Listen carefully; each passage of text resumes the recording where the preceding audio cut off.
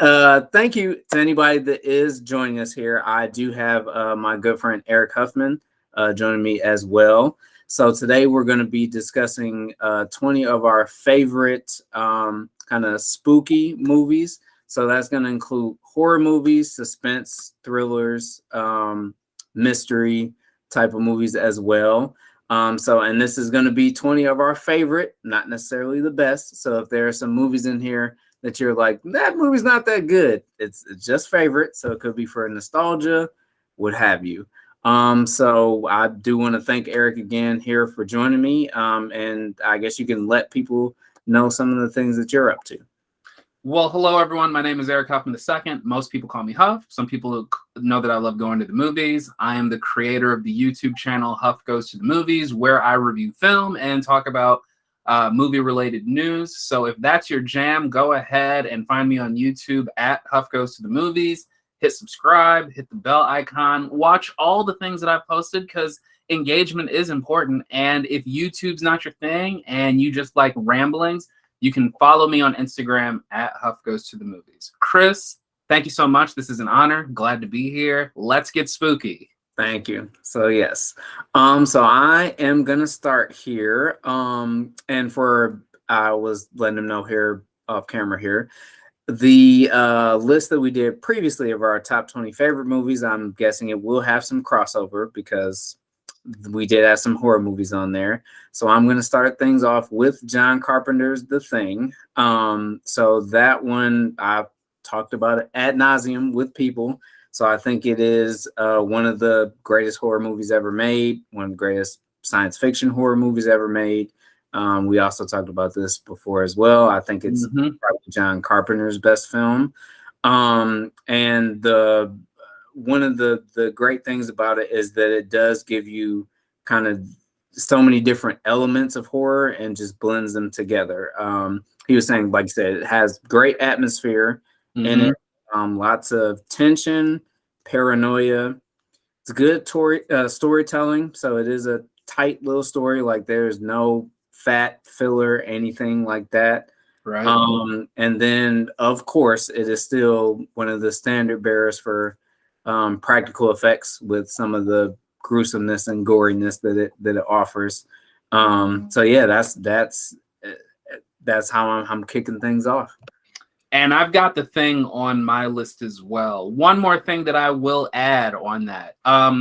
It might have a top 5 horror movie ending. I think I don't think that's blasphemous to say. Yeah. I have The Thing on my list as well. So I will actually stick to the 80s, but I will go with Stanley Kubrick's The Shining, which an adaptation of the Stephen King novel. Famously, Stephen King did not like Stanley Kubrick's take on the film, which is interesting because, I mean, I get it. He wrote the novel. It takes a lot of liberties. But as a film, it's really hard for me to imagine someone of Stephen King's sensibilities not being able to get into it. But, you know, one of the all-time great entries in the genre, one of Jack Nicholson's best performances. To this day, Shining references creep into literally any and everything. I mean, from The Shining is in the first Toy Story movie. Like, it's just nuts. And I mean, every time I watch that movie, there is something about it that's like, I can't believe this is what they decided to do. So absolutely one of my favorites for sure. That's a good one. So I am going to detour here to give myself a little hot take. I don't know if I have to turn in my cinephile card for this. But I'm a Dr. Sleep guy. I prefer Dr. Sleep over the original Shining. So are you saying that as an entry on your list? It's not. Oh, okay. It's not. I'm one of those people that, like The Shining, it's one of those movies that I fully understand what it kind of did and what it was for the genre. It's not entirely for me. And I feel like Dr. Sleep was just more so like my kind of speed. Yeah. But well, okay, that is a good one. So I am going to, let's see here. I'm going to stick with the 80s as well. And I'm going to pivot to a completely different movie from The Shining, but it's still one of the GOATs, and that's going to be Predator. So this Oh, is this is that's a one of good those one. movies where I think a lot of people debate, like, is it horror? Is it not? I Mm-hmm. definitely think it is. I think the fact that, Arnold Schwarzenegger, who was at like in the middle of his prime, is headlining it, and of course it has like Carl Weathers and Bill Duke, Sonny Landham, and Jesse Bobby Ventura, like these kind of really macho guys that were Mm-hmm. known for, big action roles and things like that, that they think it's just an action movie. And it is, especially the first half. But Yeah. the second half, like after, because if anybody doesn't know, it's mercenaries going to the jungle on the pretense of a mission that they're like going to be rescuing some people. And they get there and there's something else. There's something else in the jungle with them. Um, and yeah, first half of it's definitely action movie. Second half, when they realize kind of what they're dealing with, straight up horror movie. Like it's an otherworldly creature. Of course, the Predator, one of the most iconic movie monsters of all time. And it's a movie that still holds up today. So Absolutely. Absolutely. Have you seen Prey? I The did. people I on Hulu? enjoyed it. Yep. Yeah, man. It's interesting that Predator is one of those movies that's like when not to speak this into existence, but whenever Arnold Schwarzenegger goes on to glory, Predator Mhm. is going to be one of those definitive Arnold movies. Yeah. And it's interesting to me that there are like my wife, I think, is a great example of like people who don't quite know some of the classic movies. And Mhm. it's funny to me that like Predator was just a thing that for her was like never seen it. Oh It wow, yeah. was like I was speaking a foreign language to her. She's also Mm. never seen Terminator. Oh wow. You gotta Yeah. change that, Eric. You gotta get her You know on. what? I really tried. I really tried one night, and she was just like, she just didn't Just care. not doing it. Yeah. Yeah. No, I understand. It's like that sometimes. I will keep it with the 80s, and I'm gonna have to go with Clive Barker's Hellraiser. Which oddly enough, it's kind of weird. Pinhead has become like this icon of the horror genre, even though I think most people would agree that the series overall has not quite measured up. Yeah. Yeah. Um, and it's strange, right? Like, most of these franchises, they start strong and cool off. Mhm. But like with Yeah. Hellraiser, there's like the one movie that is like great. Yeah. Yeah, no, I mean, even though it was low budget by its standards in the 80s, like Mhm. it's a movie that holds up pretty well with like the inventive use of practical effects and the Yeah. makeup and prosthetics. And I think it's telling such an interesting story, even outside of the Cenobites. Mhm. And it's just one that I think kind of gets better as the years go by. I mean, there Yeah. aren't too many movies of that era that are quite like it. So Yeah. it's one that has definitely risen in my books over the years. Yeah. So yeah, Hellraiser definitely one of the kinkier horror movies that are out there. Absolutely. That one, it almost made my list. It's funny because my parents used to let me watch R-rated movies when I was a kid, but I would have to watch it with them. Oh, And Hellraiser was one of those ones they would not let me watch that one until I got like much older, which understandably so, yeah. Yeah. knowing it. But yeah, like you said, definitely great low budget movie. Clive Barker, rookie director, then I think. Yeah, I think that was his first one. Yeah, because I want to say they adapted Rawhead Rex into a movie, and he wasn't too happy with how that turned out, so he just decided to direct his own adaptation, like of his own book. Yeah. Um, the cool thing I think about that movie that probably a lot of people don't know, the Cenobites aren't really the bad guys in Yeah. that movie. Yeah. which is if anybody who's seen it, you know that. But yeah, it's kind of one of those things that you would think that they've been the villains from the start, but yeah, they're more kind of, what is it on the graph, like chaotic, is it neutral, maybe something like that. So yeah, so that's one of the things I've always thought was kind of cool about that movie. So you know what? Perfect spot. So I will pivot from your Clive Barker adaptation to another one, and that's going to be 1992's Candyman. I've got that on my list as well. It's a On good your list as well. choice. So yeah, Candyman.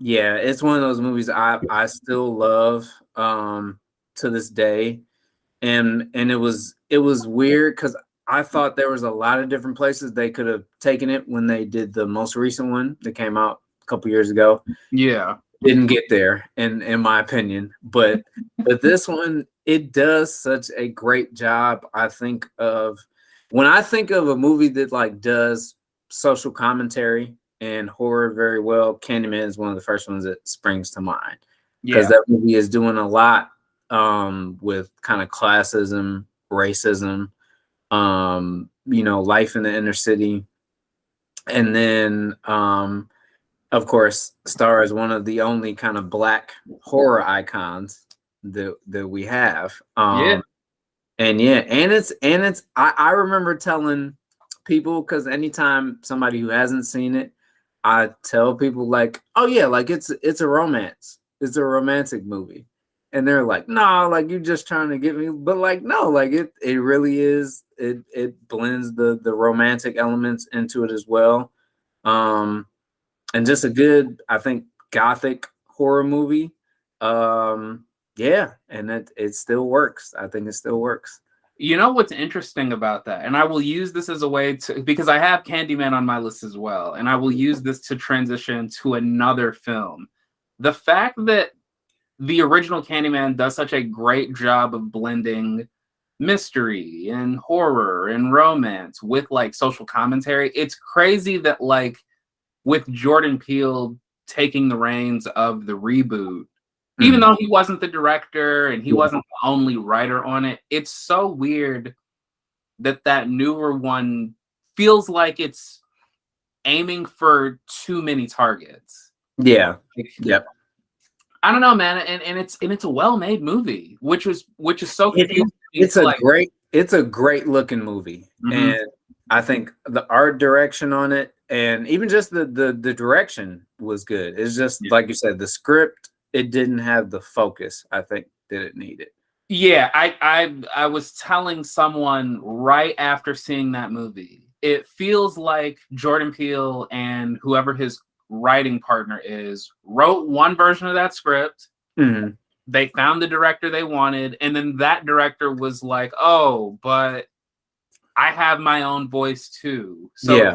It feels like, you know, and I get it, you know, you're trying to grow some new talent in the genre. So I get they probably would have let her flex a little bit more of her writing muscles on it. Yeah. Though the irony of Candyman is that it's not at all hiding what it's about, like under the surface. Whereas my next entry, George Romero's Night of the Living Dead, is a film that is famous for its sort of racial politics, even though George Romero kind of maintained for a while that he wasn't really going for that. Yeah. Yep. But yeah, that one is next on my list. And it's interesting, you know, I think of all the old, quote unquote, old movies that I'm going to name.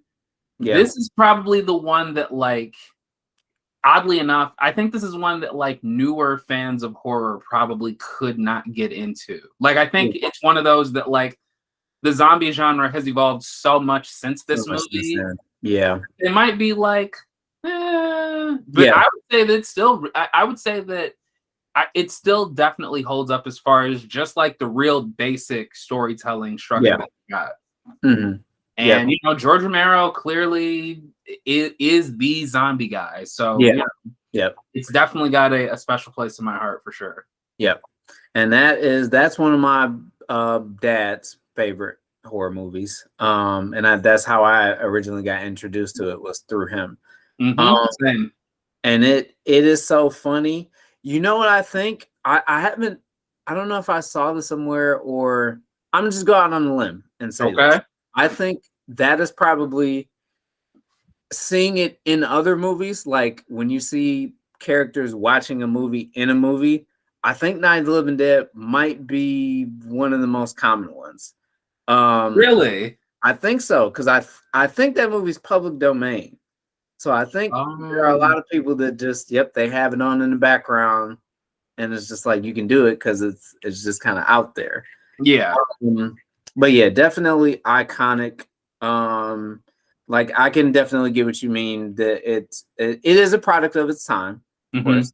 But somebody has to be the one to break that ground, like, you know what I mean? So yeah, and that's definitely what he did with that movie.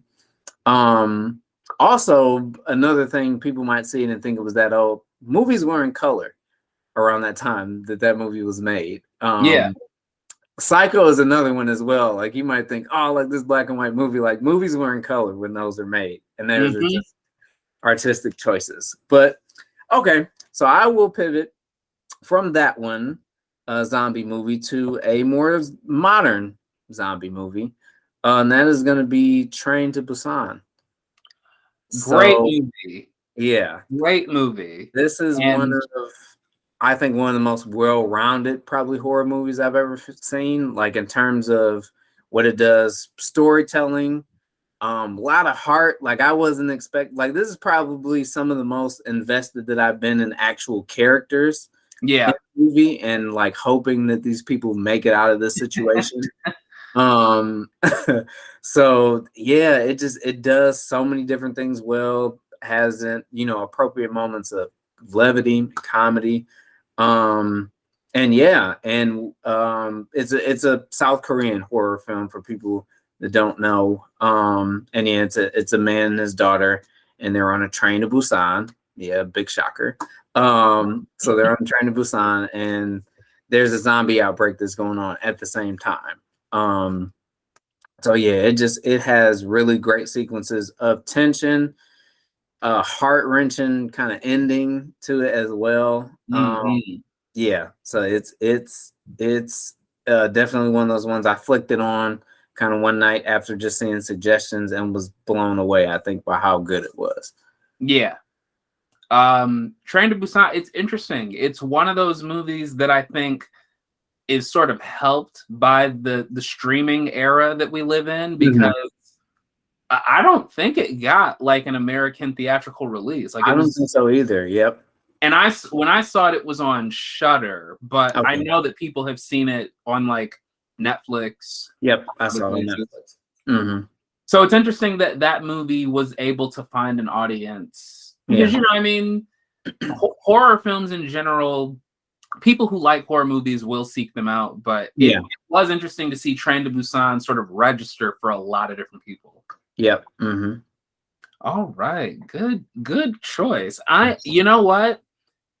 I thought I'd get into this one later, but I'll stick with zombies. And this was one that I mentioned in our top 20 video. It's Danny Boyle's 28 Days Later, which, it's weird. Danny Boyle is a director who has had a lot of critically acclaimed stuff. It's also a director that a lot of people say doesn't have a distinct style. Yeah.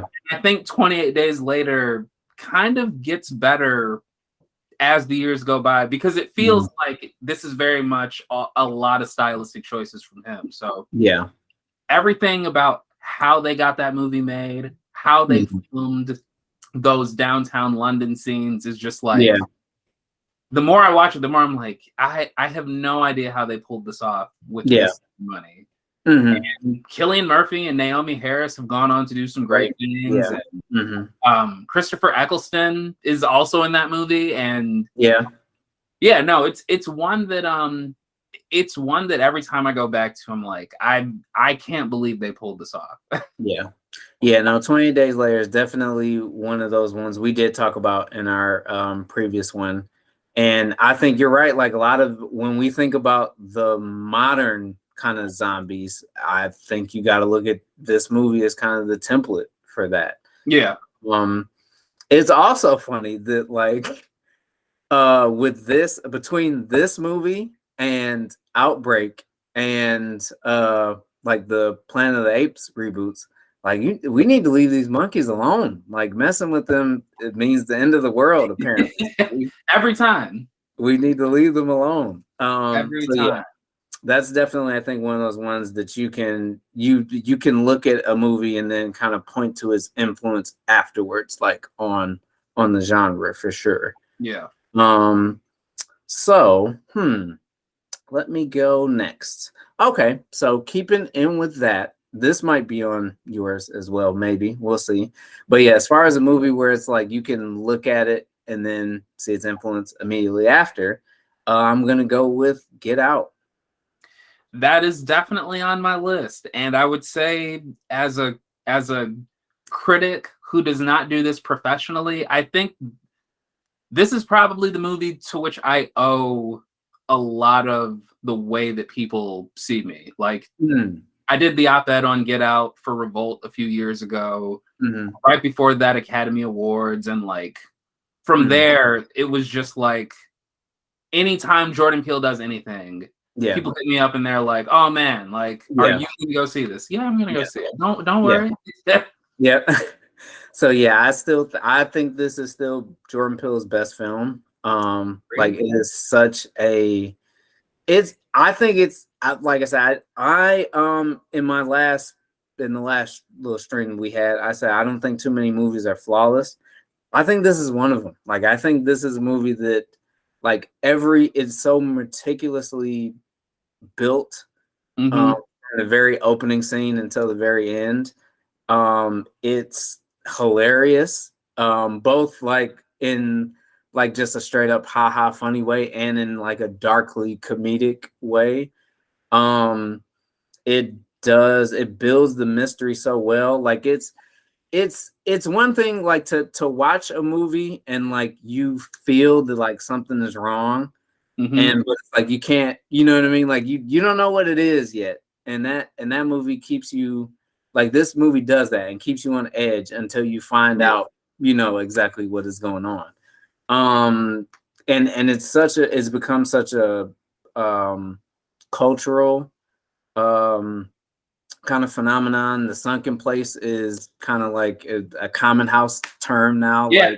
Like, so, yeah, like this movie is it's so good at what it does, and it's almost one of those movies. It should be absurd, like it should really be absolutely ridiculous, but at the same time, it kind of hits on such a instinctual and baseline level that you're like, I buy into this. Like I'm here for it. Yeah. You know, we could go for hours, I think, about everything that Get Out means. I remember when that trailer first dropped. I think most people's reaction was they didn't think it was a real movie. They were like, "Oh, this is what? Jordan Peele, like what?" Yeah.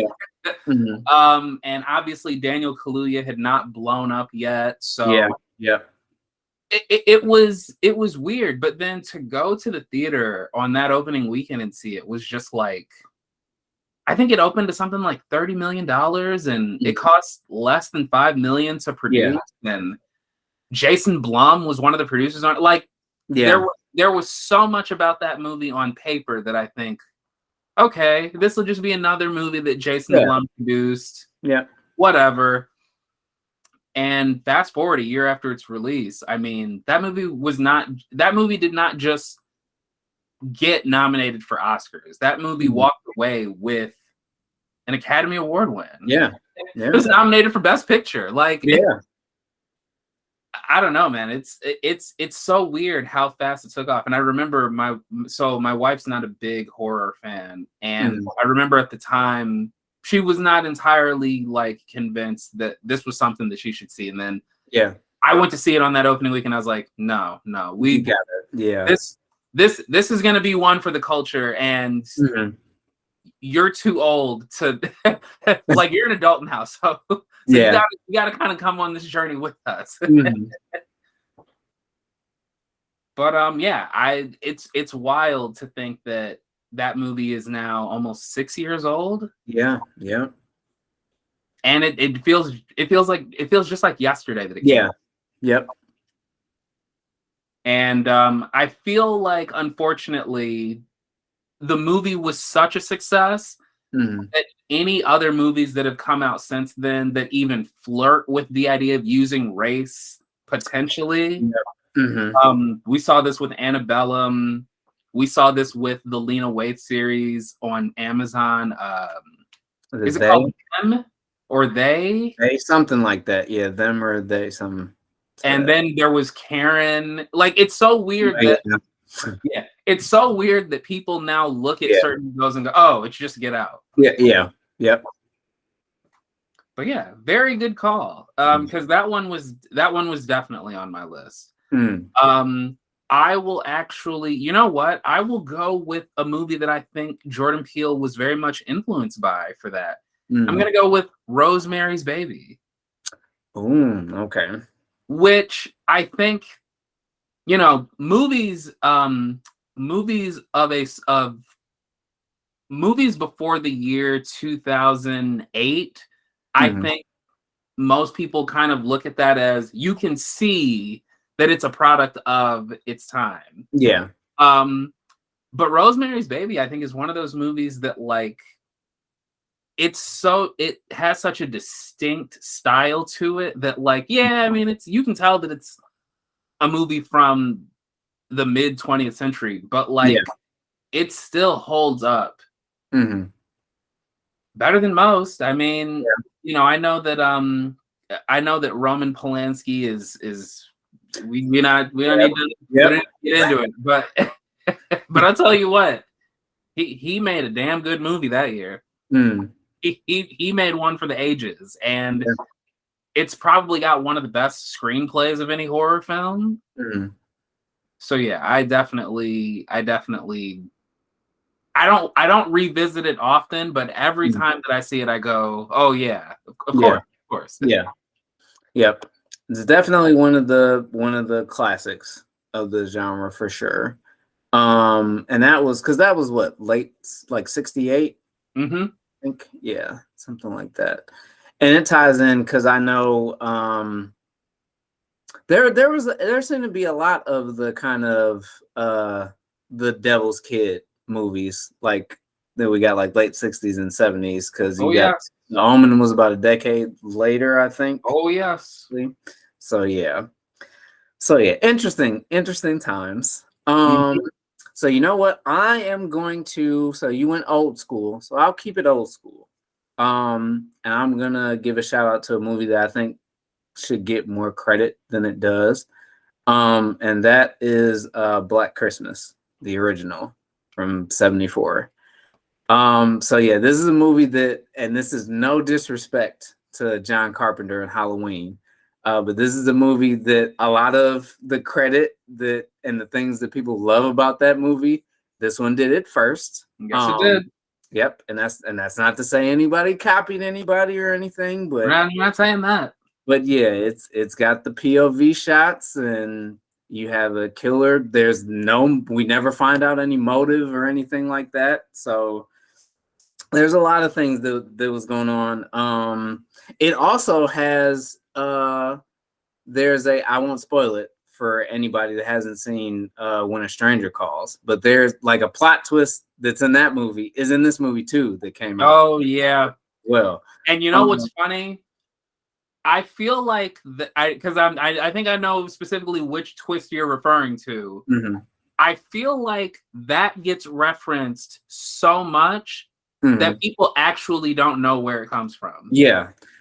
And I think the thing I think is based on like some urban legend or something like that, like the story itself. Almost kind of like the razor blade and candy. Like there's never been a documented thing of that like happening to somebody, but you always see it.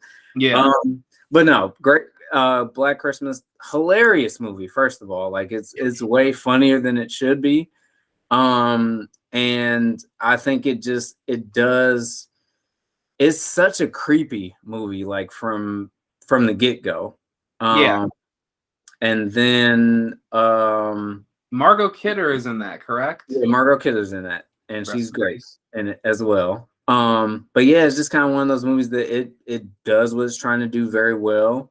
Not particularly bloody or gory or anything like that. Mm-hmm. And yeah, it's still an effective little horror movie. Yeah, it's funny. Black Christmas, which I believe technically counts as a Canadian film. It is Canadian, yep. It's funny that in that decade, Halloween, I think, and I don't say this as a diss to John Carpenter or Halloween because I love it, but Mhm. Halloween, I think, gets the credit that Black Christmas and another film that I don't have on my list, that came out in the early part of that decade. I think that Halloween gets a lot of the praise that Black Christmas and another slasher film deserve more. Like I think that those films need need their due. And I Mhm. guess one of those films gets their credit more than Black Christmas. So Mhm. I also will say I'll leave people with this. It is funny because the director of that movie, Bob Clark, would go on to make A Christmas Story. So it's hilarious that he just made like this Christmas horror movie and then made one of the most iconic Christmas movies ever. oh yeah. Yeah. Good one. Good pull. By the way, I don't know if you've seen either of the Black Christmas remakes. So I've seen the 2000 was it 6 one that had Mm-hmm. like Mary Elizabeth Winstead and Michelle Trachtenberg in it. Yep. Unnecessary and just gratuitously violent and over the top for no reason. I haven't seen I think it's 2019 one. I haven't seen that one though. I haven't heard good things. You Sorry. know what? I saw it on opening night. Oh, okay. It is not good, but 10 minutes into the movie, I saw someone I knew. Oh, that's pretty cool. And that person was like not just they're not just in the background. Like they were a main presence in the film. I was like, what in the That's pretty cool. fun times. It didn't That, make the movie much better, but oh, okay. but it was fun. I am going to step outside of the traditional horror genre. I'm gonna go with one that is spooky, but not really a horror movie. Mm-hmm. David Fincher's Seven. That's on my list. Oh, well, you know what? Let's talk about it because almost 1 year ago we got a Batman movie, and within minutes I thought, wow, this is kind of I feel like I've seen this before. Mm-hmm. Well, where have I seen it? And as the movie went, I was like, oh right, Seven. Yeah. Like Yeah. I've seen this, and it worked to great effect in the Batman. But yeah, it's so wild to think that Seven came out that long ago, but B, that like it's wild to think that someone thought, oh yeah, Morgan Freeman and Brad Pitt. We'll put them together. Yep. And you can definitely see the influence that this has had, and I feel like so much of what Seven laid the foundation for kind of wouldn't come to fruition until like a decade later with Saw and Hostel and things like that. But just like, you know, it's one of those movies that every time I watch, I just go, I can't believe David Fincher almost gave up directing before he did this. Yeah, it's crazy because this was when I originally presented this to you, this idea, and then I was like, okay, not just horror movies, like let's kind of break outside. This was like one of the main movies I had in mind. Because it is not, like you said, what you would traditionally classify as a horror movie, but this movie is horrifying. Like it's a horrifying motion picture.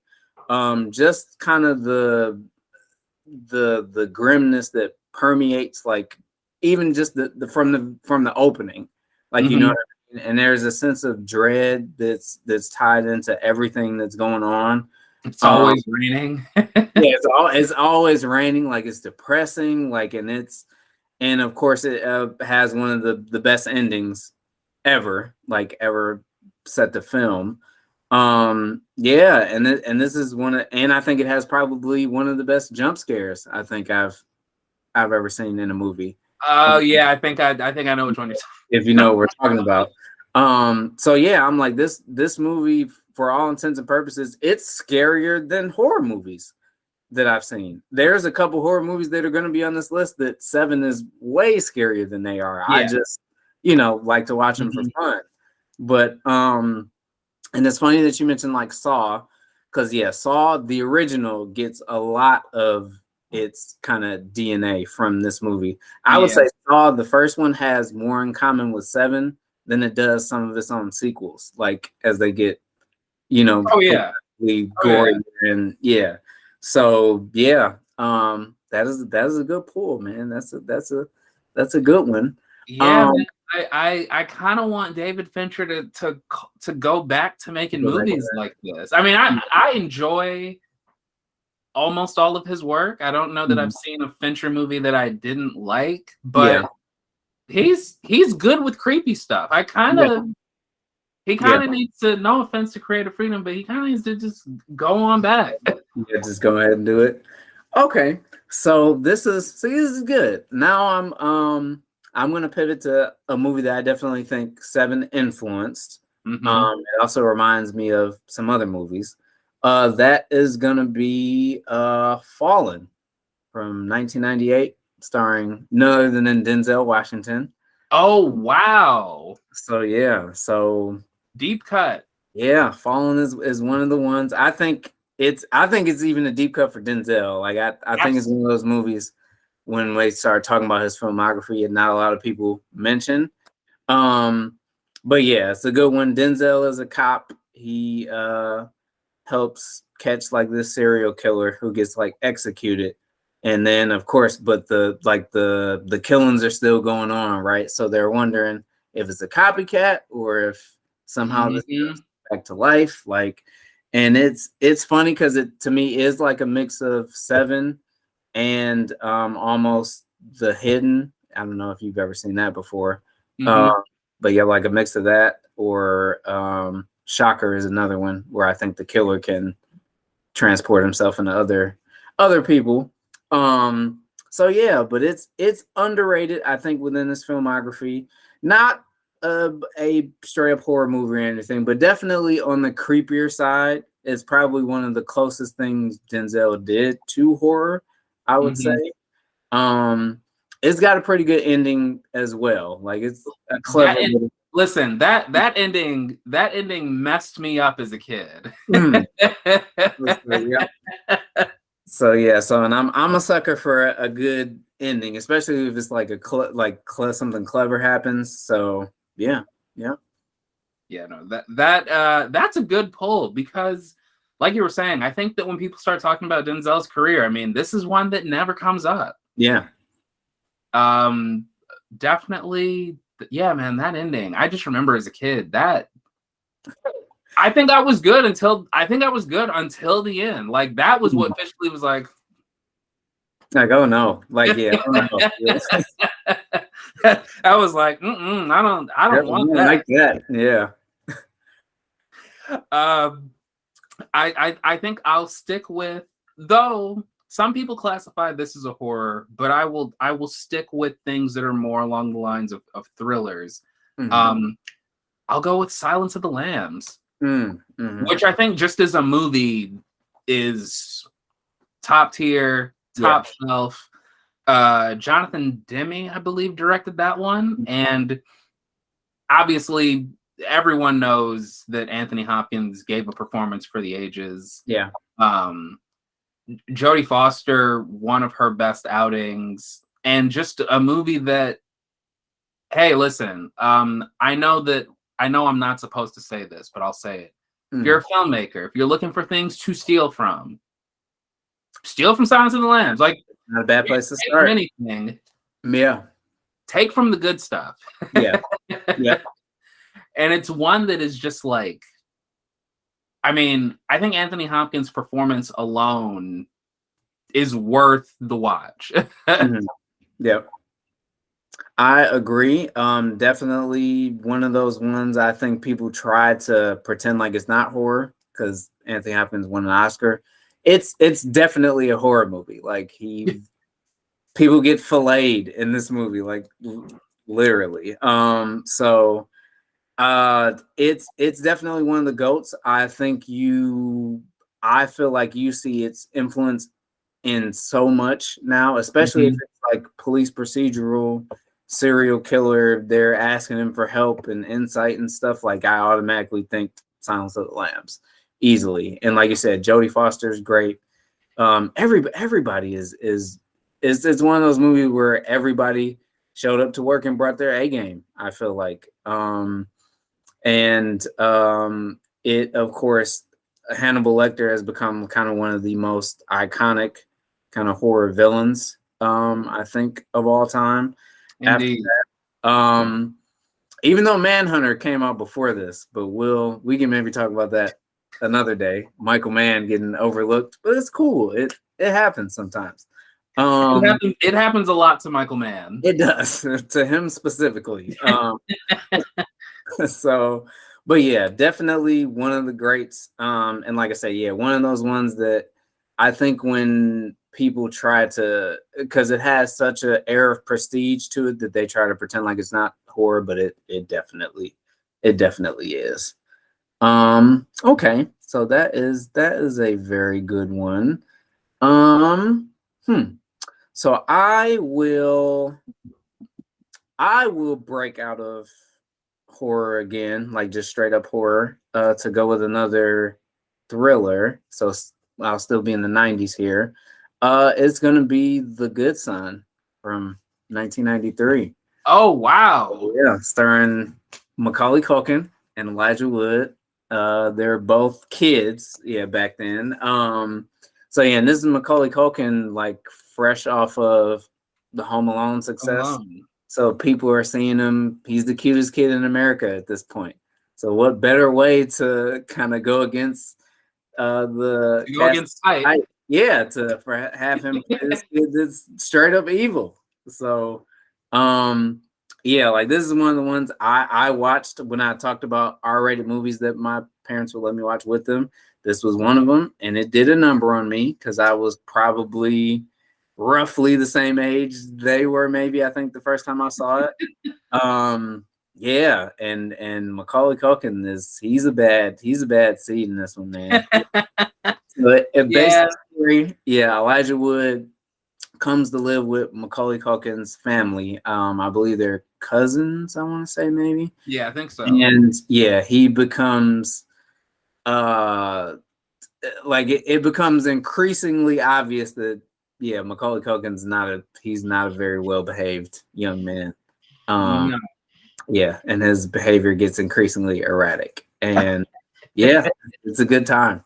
Yeah, and honestly, I like that you're going with these deep cuts, man, because like you could have said, "Hey, let's do like 50 of these movies," and no offense to the movie itself, but like I don't even know that I would have even thought, "Oh yeah, yep." I will stick with well, I guess this is technically a different decade, but I will stick with one that's more of a thriller. Final Destination. Oh, good one. Good one. A movie that has actually aged pretty well. Yep. And one that I think doesn't quite have the same. The most iconic thing about that entire series happens in the second movie. The second movie, yeah. To this day, if I'm on the freeway, I'm like, no, man, I can't. Yep. But that first one is wonderful. And they assembled a really good cast for it. Yeah. Even back then, like Devon Sawa was like the perfect choice to be that lead. And it's got just enough of that you've seen these characters in like high school movies vibe. Yeah. It's creepy enough. Tony Todd is great. Yep. In all those movies that he shows up in. Yeah. And I think it's one of the few movies that I think like really makes good use of not really showing you the villain, so to Yeah. speak. Like Yeah. in the Paranormal Activity movies, like, you know, stuff's Yeah. like stuff's moving and it's creepy, and I like that. Yeah. And I mean, I like those movies, but like in Final Destination, like they do a great job of making you unsettled in literally any place that you're in. Yeah. Yeah, they do a good job of that. Yeah, that first Final Destination was something special, man. Not to take anything away from the sequels, but it is one of those things with, as it is with any other horror series, it becomes increasingly obvious what we're there for, which is seeing people die in absurd ways. But that first one, yeah, like it's legitimately creepy, and it was such a kind of breath of fresh air at the time, right? Because you had the slasher renaissance was kind of dying out. The Scream had kind of reignited, and you know we're far away from like kind of doing practical effect creature feature movies and kind of all these things. So it's like, okay, what if you made a horror movie where death is the villain, and it's such a simple and ingenious thing, and yeah, like it worked. And by the way, shout out to the screenwriter of the first Final Destination movie being black, Jeffrey Reddick. That is cool. I did not know that. Yeah, I've talked to him a few times. He's a really nice guy. Oh, that is pretty cool. That is definitely dope. Yeah, that just shot up a few notches in my in my book. I'm rooting for everybody black, man. I can't help Absolutely. And I know that John Watts of the recent Spider-Man fame, he is producing a new Final Destination I have heard movie, that. series, one of the two. I have heard that. Yep. So we will see about that. That should be pretty cool. Okay. So I will stay in the 2000s. I am going to go with a movie that is straight up a horror movie. And it's going to be High Tension from 2003, or I think Hot Tension as it is in like the original French name. So yeah, this movie is one of the ones that came out as part of the French extremity movement, which if people don't know what that is a bunch of really rough and tough movies that came out of France, like between the early and mid 2000s. So you had like this, Irreversible, Martyrs, Inside. So yeah, just a lot of dealing with really rough subject matter, very violent, very, very violent. And yeah, it was a lot of kind of directors that were just getting their names out there. But yeah, this movie is, I think it may be one of my favorite slashers. And it doesn't fully make sense, like the twist that happens at the end of it. It kind of like it's one of those ones that, like I said, I love a good clever twist for an ending, but it's one of those ones, if you really think about it, it does not make that much sense. But yeah, it's basically a couple of college girls. They go home like for the weekend, and then a killer shows up and is just like chasing them around the French countryside.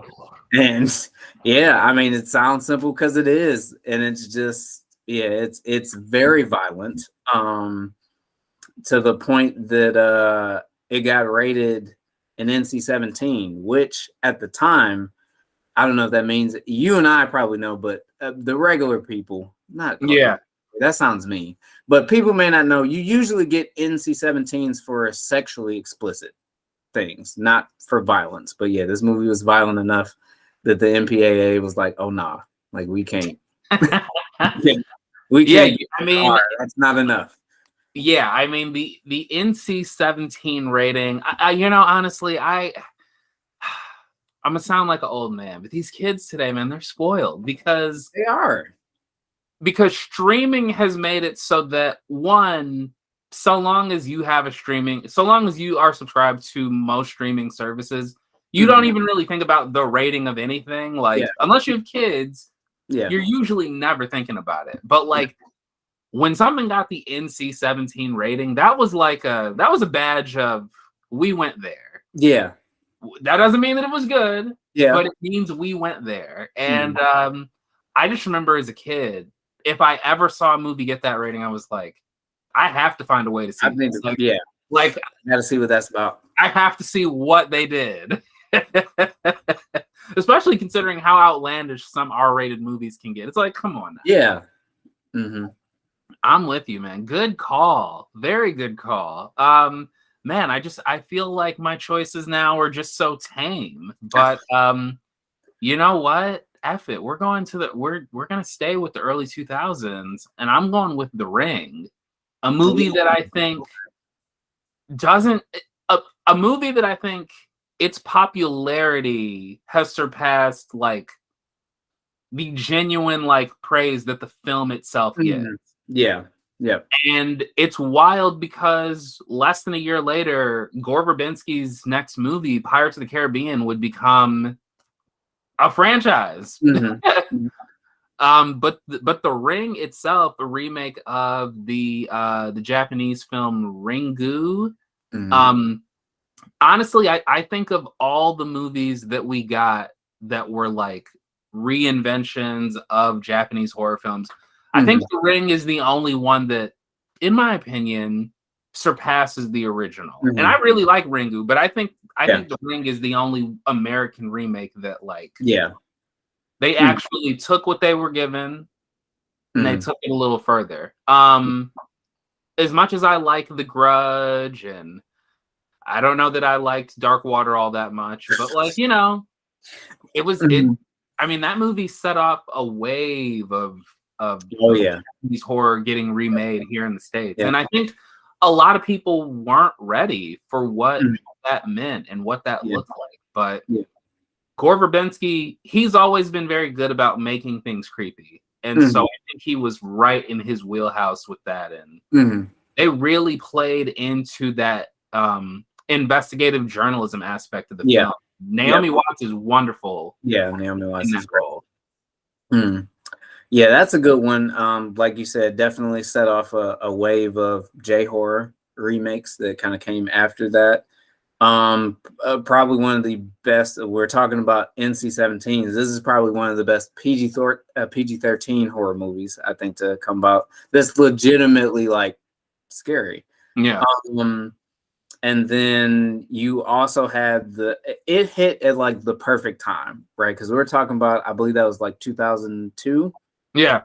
2002. Okay. Yep. So, and videotapes were still a thing, but wouldn't be like even just kind of a few years after this, really. So it just hit at like the perfect time for it to be really effective still. Yeah.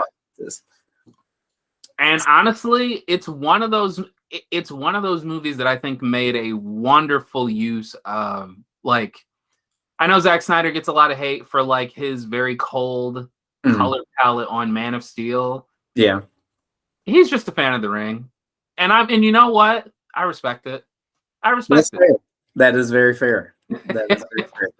That's a very it's a very desaturated color palette in that movie, but it works. It works very well for it. Great effect.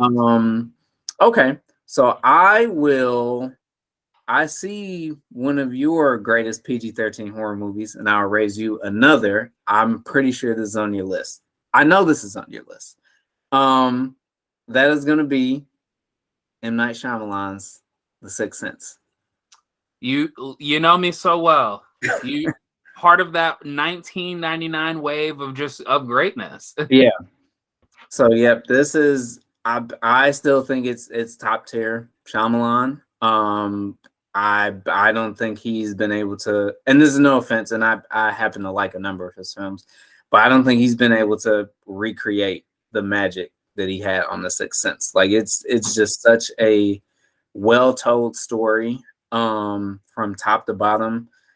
Haley Joel Osment is the cutest kid in the world and the creepiest at the same time. Like it really is. It bothers you like how much like it's nerve-wracking almost. And it's got one of the greatest, of course, twist endings ever in a movie. Bruce Willis, this is back when Bruce Willis was still passionate about acting and he kind of cared about what he was doing. He's great. Toni Collette is great. I mean, it's one of the greatest of all time for a reason, and it still holds up. Yeah, and it's interesting that a movie like that was able to do so well. Like that movie could have made a third of what it did at the box office, and that would have been like a good success. But like that movie just took off. Yeah. And I gotta credit people who are still discovering that movie who somehow missed the twist. Yeah. Like it's anytime I talk about that movie and someone says they haven't seen it, I usually think, oh well, they know. Come on, now. How do you not know? And I was like, yeah, man, one of my favorite endings ever. Oh, so the ending's really good. I'm like, see it. Right. Tell me what you think. Right.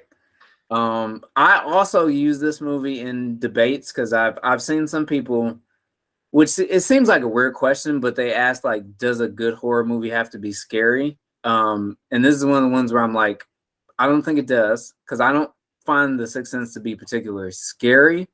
But it definitely has rich atmosphere. And it's creepy, and it's all about, the tension. Like, it doesn't have to rock you out of your seat, you know what I mean, for it to be good at what it does. Yeah. It is very creepy, and I do think that once you're invested in Haley Joel Osment's character, you start to kind of like, you can't help but be a little on edge because that movie is edited in a way where like at any moment you could see what he's singing. And I think it was a wise choice by Shyamalan to not always show us what he's singing. So yeah, definitely. I mean, there's another horror film from 1999 that is not on my list, but like, what a year, man! I mean, people were showing out. 99 is goated, as the kids would say. Yes. So that was your choice, even though it was on my list. I will. Where to go from here? I will go with probably now that we've already covered Get Out, probably the most recent thing on my list, and that is, and this was a coin toss, because when we talk about James Wan 20 years from now, if you ask someone what is James Wan's biggest contribution to film, I think it's going to be a three-way tie. Some people are going to say Saw, not a bad choice. Some people are going to say Insidious, which probably has his greatest scare. And others are going to be like me, and they're going to go, it's The Conjuring, which might be his most well-rounded film ever. And it's wild to think that James Wan has had this much success, even though it seems like people his movies have this B-list charm and energy to them. But like, I think if you watch The Conjuring without knowing he's the director, you'd be like, oh wow, this person knew what they were up to. And he's kind of taking familiar ground, haunted house sort of setting, like Insidious, but like, man, I mean, he just not a missed step in that film. And I really like The Conjuring, the second one, and I enjoyed the first two Insidious movies quite a bit, but like, I think this is his best work as a director. Like, the character work is solid, the scares are solid, and just the way he sets up those sequences with the long takes and the putting you right in that environment, and of course the hand clap, which by the way, wonderful setup, wonderful payoff. Like, it's definitely one of those things. It's wild to think it's become a $1 billion franchise for Warner Brothers, but it makes sense. I mean, it's a great horror film. And it's I always think about James Wan, like like you said, in the past 20 years, he's started 3 of the biggest horror franchises that we've had. And then he takes a detour and directs $2 billion action franchises with Furious 7 and Aquaman. So he's probably, I feel like he can do no wrong in sort of a way. Yeah, The Conjuring, the first one, I enjoyed the first two a whole lot. Third, I wish he would have gotten to direct that. I would have kind of liked to have seen how he would have handled that.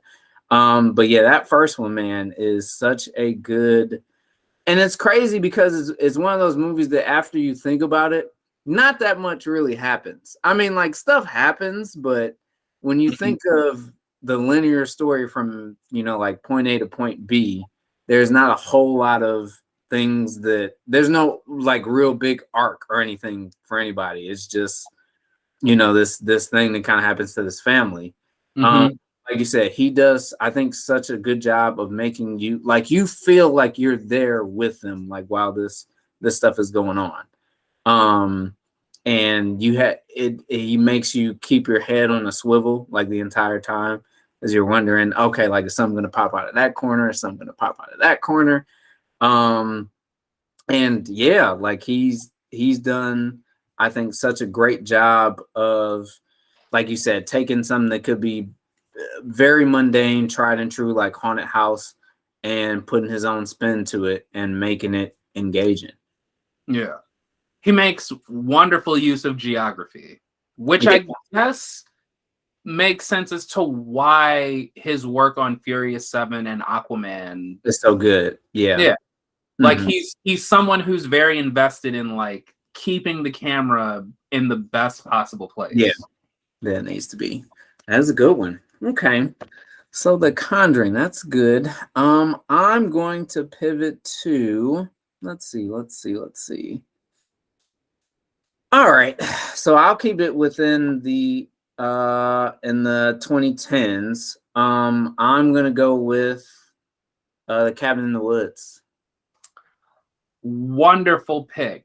Now, I will say this. When I was putting this list together, I was like, do I include horror comedies? I was like, man, I feel like I might do this list a disservice if I throw too many of those on there. Yeah. But Cabin in the Woods is magnificent. Like, Joss Whedon wrote that. He didn't direct it. He wrote it. Yeah. Okay. Yeah. And Chris Hemsworth is in that. Yep. Yeah. I remember Cabin in the Woods. It's weird to think that movie came out when it did. Like, right before Chris Hemsworth would sort of really take off. Yeah. Taking off the store. Yep.